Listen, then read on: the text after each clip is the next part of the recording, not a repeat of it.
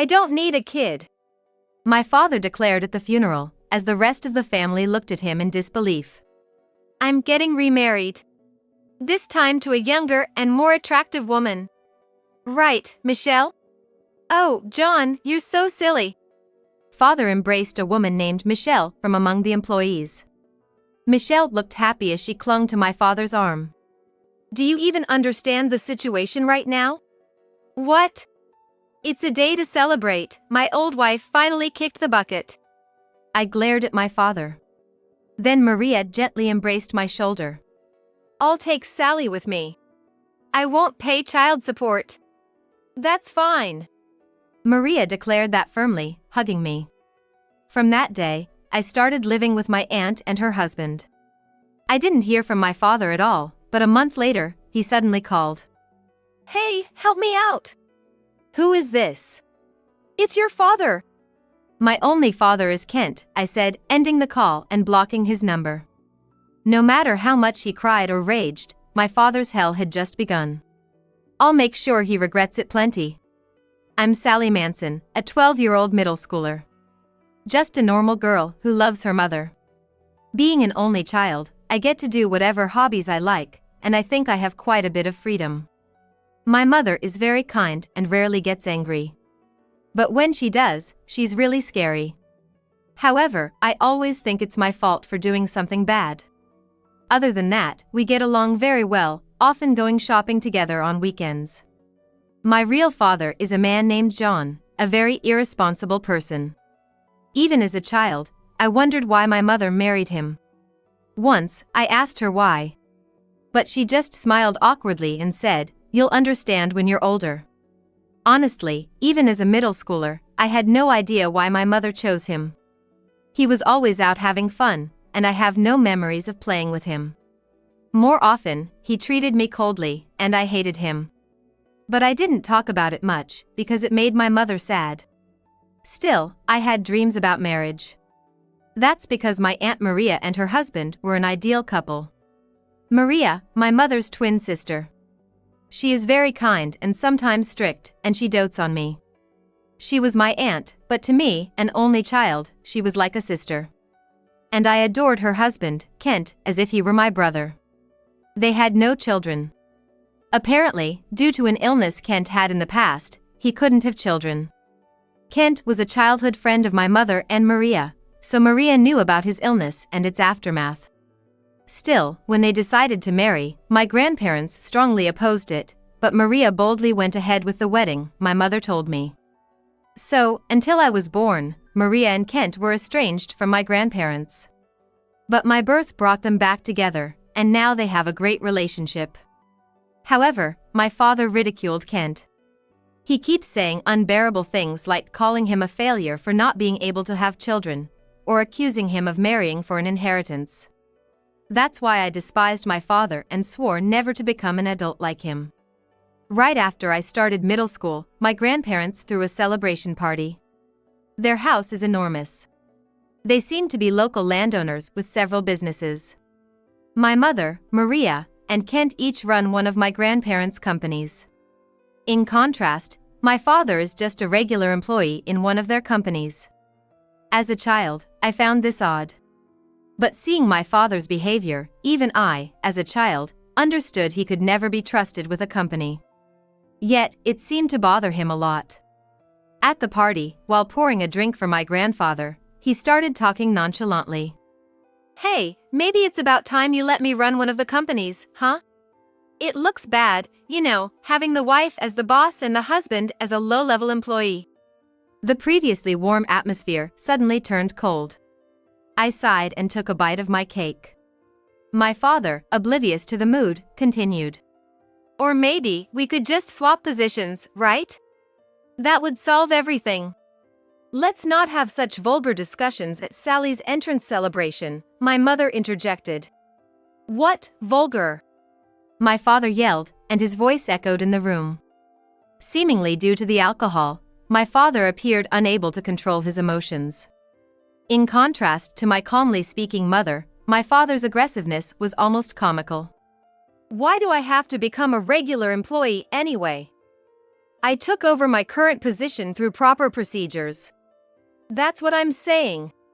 Act more like a wife. His argument made no sense. Just as everyone was starting to realize the conversation was going nowhere, my grandfather spoke up. If I left it to you, the company would be ruined in no time. What? My father exclaimed, his face turning red as he fell silent. Finally, the room quieted down, and my grandfather's calm voice filled the space. After all, you haven't forgotten that you're in this position because of the disrespect you showed to an important client, have you? This time, my father turned pale and stepped back. My grandfather began to slowly tell the story, as if speaking to my father.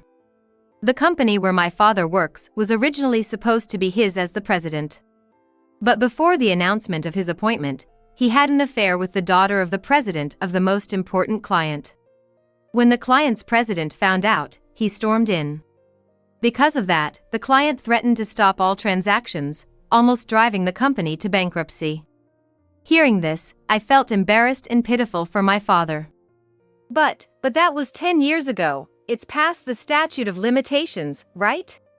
It's not for you to decide the statute of limitations. My mother interjected, cutting off his argument. My father glared at her in frustration. Then, clicking his tongue, he downed his drink in one gulp and left the room. Sorry for spoiling the celebration. No, it's my father who should be sorry. My grandfather shook his head and patted my head. Since my father had left, we restarted the celebration without him. I received an electronic dictionary from my grandparents, a book voucher from my mother, and the sneakers I wanted from Maria and Kent. I was in high spirits. When my mother and I got home, my father had already returned. Seeing the shopping bag I was holding, he clicked his tongue loudly. Lucky you, getting everything you want. It's a gift, it's only natural. Yeah, my bad. He apologized insincerely and went into his study. His attitude dampened my spirits, but the gifts still made me happy that night. Later, Maria and Kent invited me on a summer vacation trip. It seemed they were going abroad and thought it would be nice to take me along. My mother, having a business trip during that period, happily agreed to let me go. I thought my father would be displeased, but surprisingly, he was positive about it. Hey, that's great. Have a nice trip. I won't be here either, I've got a business trip. It turned out he had a business trip during the same period. I was braced for a snide remark or two, so this caught me off guard. Despite always complaining about work, my father was cheerfully preparing for his trip. It felt odd, but I was too excited about my trip to dwell on it. On the trip, I had a wonderful time with Maria and Kent. Beautiful scenery, delicious food. It was a luxurious vacation. Sally, is there anywhere you want to go?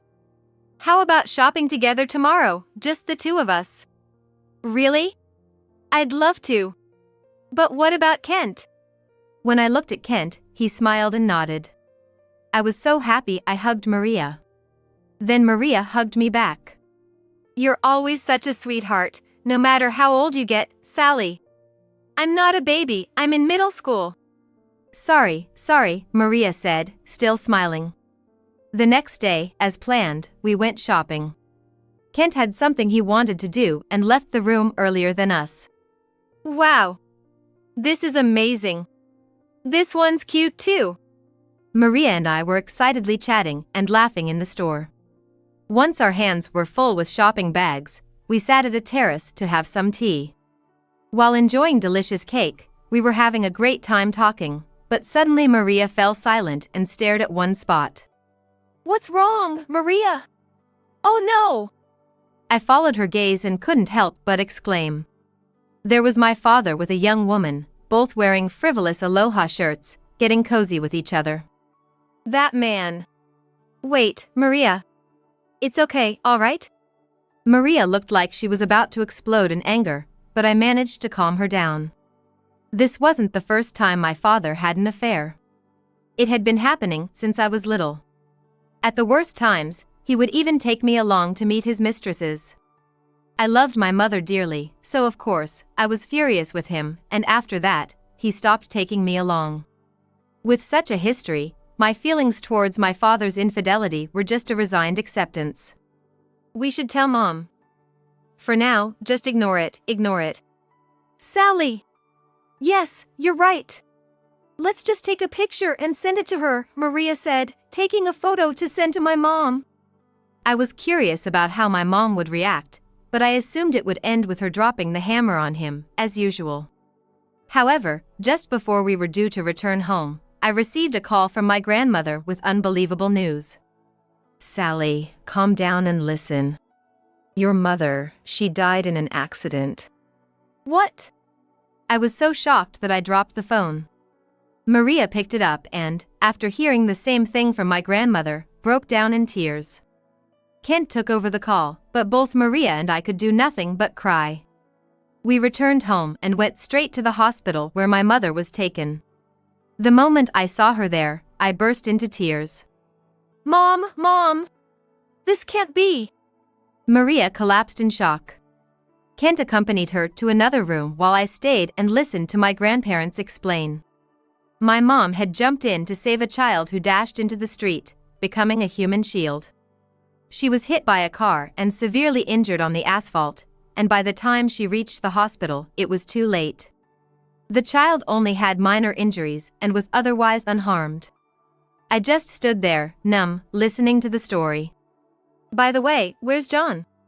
We can't get a hold of him. Hearing my grandparents, I mentioned that my father was abroad and also told them about the woman he was with. My grandfather was furious. Finally, we managed to contact my father 2 days after my mother's death, just as the funeral was about to start. Dying to save a kid, what a foolish thing to do. How can you say that? But that's the truth, right?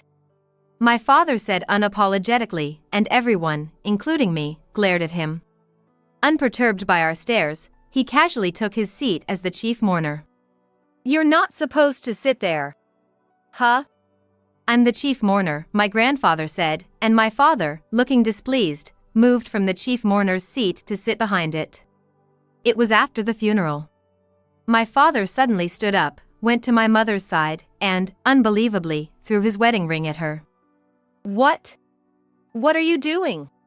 Well, it's over between us now, right? No need to pretend anymore, he said and burst into loud laughter. Now I'm free. Then, pointing at me with a half-smile, he boldly declared, I don't need a child. At the funeral, everyone else looked at my father with disbelief, as if they couldn't believe what he just said.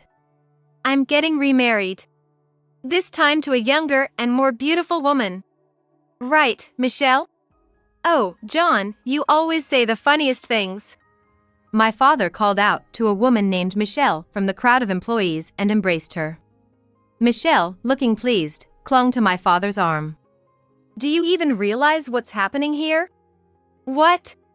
It's a day to celebrate. My old wife finally kicked the bucket. I glared at my father. Then, Maria gently hugged my shoulder. Sally will come with me. I won't pay child support. That's fine. Maria declared that firmly, holding me tight. From that day, I started living with my aunt and her husband. There was no contact from my father, but a month later, he suddenly called. Hey, help me out!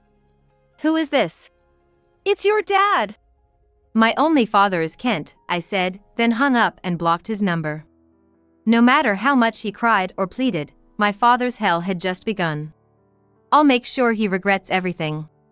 After I blocked him, my father seemed to have called various relatives. But none of the relatives who knew about what happened at the funeral wanted anything to do with him. He was blocked by everyone he called, and finally, he showed up at my grandfather's company. I happened to be there delivering something I forgot, so I listened in disbelief to my father shouting outside the CEO's office. It was just a momentary lapse in judgment. So, you're the kind of man who, in a momentary lapse, throws a ring at your deceased wife. After my grandfather's words, there was a moment of silence behind the door. He was probably trying to think of an excuse. And just as I thought, he came up with one. I was just confused. I didn't mean any harm. I was upset because I loved her. I can't believe this. I couldn't help but express my disbelief at such a far-fetched explanation, and my father, with his sharp hearing, caught my voice. Hey, Sally! Are you there? Tell your grandpa that I loved your mom. Loved her? I was so angry I felt like I might faint. My grandfather patted my shoulder and nodded at me. I took a deep breath and then replied to my father. Grandpa, everything he says is a lie. He never loved Mom or me. Are you kidding me? Come out here.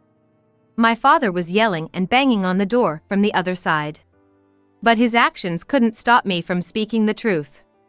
He always cheated, making Mom sad, and he never said anything nice to me. He's not a father. My words made my father even angrier. Finally, he kicked the door. Who do you think raised you all these years? If you're going to talk like that, pay back all the education expenses right now. At that moment, I realized all he cared about was money. Actually, my mom left a will. In it, she wrote that my father wouldn't get any inheritance as compensation for his infidelity. You say pay back, but you never contributed to living expenses, did you? It's all written in the will. You shouldn't have meddled. My father spat out those words resentfully. His selfishness gave me a headache. Then he said something even more unbelievable.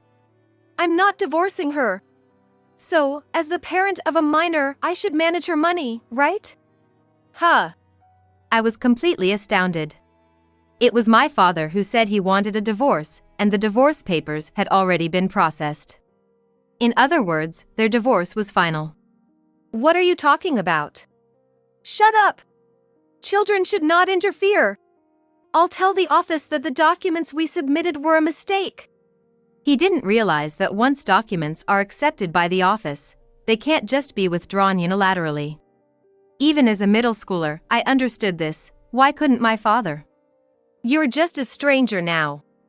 The office won't accept such a one-sided request. No, we loved each other. I'm sure it'll be fine. His overconfident words made both me and my grandfather look at each other and laugh. We could feel my father getting more irritated from behind the door. What, you're making fun of me? Hey, don't you know? Mom wanted a divorce. What? She did? My father's voice sounded utterly dumbfounded, like a bolt from the blue. I decided to give him an answer. You know, we went on a trip overseas, to the same place as you, Dad. It was a coincidence. But when I told Mom, she said she wanted a divorce. There was sudden silence on the other side of the door. Then I heard sniffling. It seemed my father truly believed Mom would never divorce him, and the shock made him break down in tears. Why a divorce? She loved me, even forgave my infidelities. Why? Maybe she reached her limit of endurance? My pinpoint words made him cry even more, audible even through the door. Yet, I couldn't feel any sympathy for him. Anyway, it's time for you to leave. What? Wait. Hey, what are you doing? Let go of me. It seemed like the security guards had arrived, and after a few moments of scuffle, the other side of the door quieted down. Grandpa and I sat down, taking a breath. What did my daughter see in that man? I've been wondering the same. We sighed and looked at each other, then started laughing. After a good laugh, Grandpa called the company lawyer and headed to the police station. Dad was issued a restraining order against us, complaining all the while, but he couldn't stand up to the police and eventually accepted it. Then, a few days of quiet returned. I missed Mom terribly, but having Maria around helped distract me a bit. Sally, let's go shopping. Okay. We had moved into Maria's house, so we went to a nearby department store to buy some essentials. From a distance, a disheveled man approached. Eek! Dad? I yelled out as he suddenly grabbed my arm. His hair was unkempt, and he was dressed in dirty clothes. It was my father. With bloodshot eyes, he begged. Come on, $20,000, no, 2,000 will do. Give me some money. We're family, right? I forcefully shook off his hand. He fell on his rear but quickly clung to my leg. Let go of me. Give me the money. Give it to me. My father, in his half-crazed state, lacked any of the cleanliness he had when we lived together. His shirt was filthy with mud stains, and he seemed like he hadn't bathed in days. I haven't eaten in 2 days. I want to bathe and eat. Please. No way. Why don't you go to that woman? As I dismissed him, my father, crying, responded. Don't say that. She ran off with a younger guy when she found out I had no money. I've been kicked out of the house and have nowhere to go. I almost blurted out serves you right, but managed to restrain myself. Beside me, Maria was shaking with anger. How dare you say that? After you cheated with another woman and abandoned Sally. I'm truly sorry. I didn't mean any harm. That makes it even worse. Maria's face was red with anger and tears. Holding her hand tightly, I spoke to my father. I've been legally adopted. Maria is now officially my mom. So, we're strangers now. My father is Kent. Adopted? My father was stunned, his eyes wide open. He had abandoned his middle school daughter. It should have been easy to predict. I despised my father for not understanding even such simple things. If you're adopted, then the inheritance won't come to me. Well, there was nothing for you in the first place. Be thankful you're not being charged alimony. I spoke plainly, and my father's face wrinkled in anger. You. That's disrespectful to your father. I'm the reason you were born. You should be grateful and devoted to me.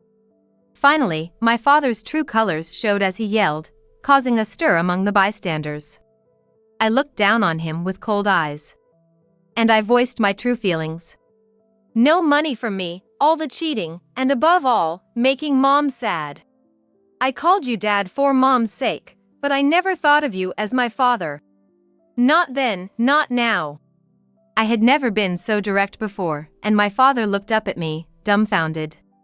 Also, there's a restraining order against you. Please abide by it. Goodbye. Sally. He reached out his hand, but I ignored him and entered the department store with Maria. My father was apprehended by security as he followed. Maria and I finally relaxed as we watched. The police took my father away, and he kept mentioning my name.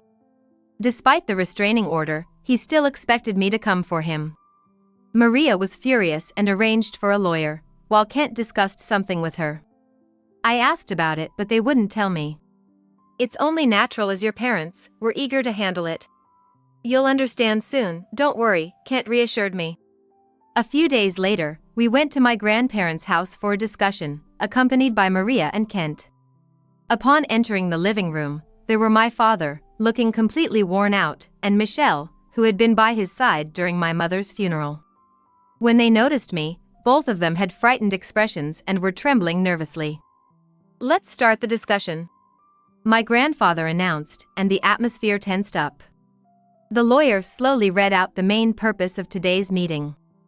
Originally, as per my mother's will, there was no claim for alimony against my father, but also no inheritance for him. However, due to numerous nuisances, we decided to claim damages for the trouble caused, not just alimony for the affair. And for Michelle, who was the affair partner, we're going to claim alimony. That was what the lawyer read out. Both my father and Michelle turned pale upon hearing this. Also, as an additional point, John and Michelle have been asked to resign from our company. Can't you reconsider? Michelle pleaded, standing up in desperation. Grandfather's eyes were cold as he watched her. But she persisted. Look, the alimony. I won't be able to pay it if I'm unemployed, right? That would be problematic, wouldn't it? So firing me isn't a wise decision. Michelle spoke as if she had come up with a clever plan. However, grandfather's expression remained stern. Realizing this, Michelle started to stammer out excuses. It was all John's idea. I couldn't refuse my boss's advances. It was against my will. What? You're the one who came on to me. My father retorted as Michelle began to sob dramatically. Their shouting quickly filled the living room. Silence! Grandfather's stern voice brought their argument to a halt. The lawyer then spread out documents in front of them. Here are the documents for the nuisance and alimony fees. Please read and sign. We can't pay this amount. That's not for you to decide. After being curtly dismissed, Michelle reluctantly signed.